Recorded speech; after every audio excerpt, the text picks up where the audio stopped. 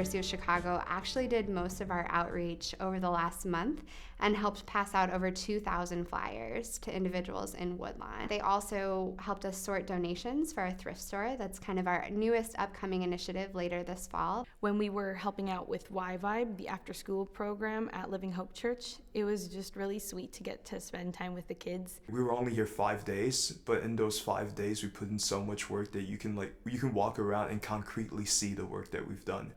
It really gave me a lot of confidence that that a lot of what you need to volunteer in a community isn't like being an expert at any given thing. It's just being willing to get in there and do something that needs to be done. I was surprised to realize that there were a lot of, I guess, prejudices that I had in my mind regarding other people, and that I had a lot of work to do, like on my interpersonal relationships, and that I should never be afraid to team up with other people and learn more about people who come from different backgrounds.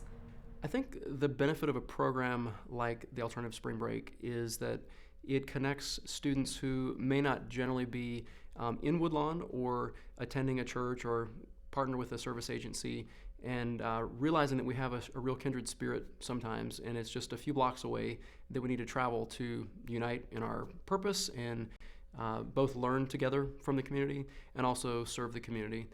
When we visited Sunshine Gospel Ministries, the director's son, he said something that really stuck out to me. He said, if you're doing community service because you pity people, that's not good. People don't want your pity. If you're doing it because you are looking for an adventure, well, the adventure will run out and it'll just be work.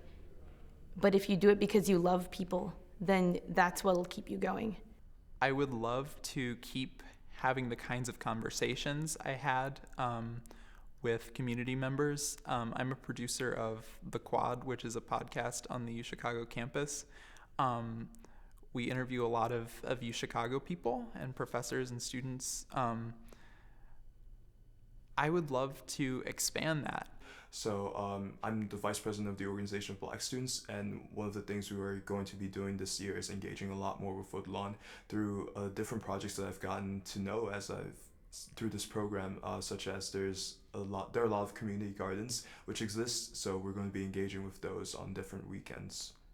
One of my hopes is that students who engage in the 4 or maybe 5 years that they are experiencing in Chicago, that they may want to stay and become residents and help us from maybe a political or civic or social interest to solve some of these problems. The alternative spring break experience has shaped my outlook just on the Woodlawn community, and in my experience as a student, and I guess as a citizen of the world, is just that I always have the power to make a difference.